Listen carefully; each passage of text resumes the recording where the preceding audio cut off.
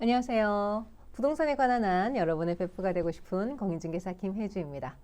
네, 오늘은 계약하고 난 다음에 잔금 전에 멸실하거나 주택을 용도 변경하는 경우 양도세 기산일이 언제가 되나 하는 것에 대한 답변을 해드리려고 합니다. 이런 경우가 꽤 많았거든요. 이제 취득세 중과가 컸었기 때문에 주택을 계약한 다음에 잔금 전에 주택을 멸실하거나 용도 변경해서 토지로 취득하거나 건생으로 취득하는 경우가 많았어요. 그럼 이미 계약할 때는 주택이었기 때문에 양도세 혜택은 그대로 줬고 또 취득할 때는 취득세대로 혜택을 보는 그런 경우가 꽤 많았단 말이죠. 그게 용인이 됐었거든요. 그런데 이번에 더 이상 그런 경우를 용인하지 않겠다라고 기획재정부에서 답변을 했습니다. 미처 모르고 이렇게 했다가는 양도세 혜택을 못 받습니다. 그러니까 조심하셔야 됩니다. 내용 정확하게 알려드리겠습니다. 먼저 이제 잔금 전 용도 변경에 대해서 이제 기획재정부 재산세제과가 2022년 10월 21일에 회신을 했습니다. 질의를 이렇게 했죠.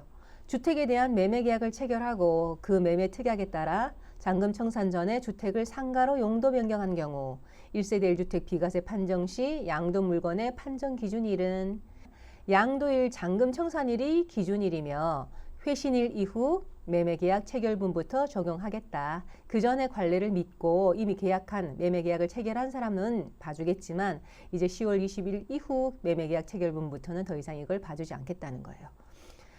그리고 이제 이때 지난번 회신에서는 용도 변경에 대해서만 이야기를 했어요. 그랬더니 그러면 잔금 전 멸실은 괜찮냐 하고 또 생각을 했었죠. 그래서 또 질의를 했더니 2022년 12월 20일에 이런 회신을 했습니다. 기획재정부가.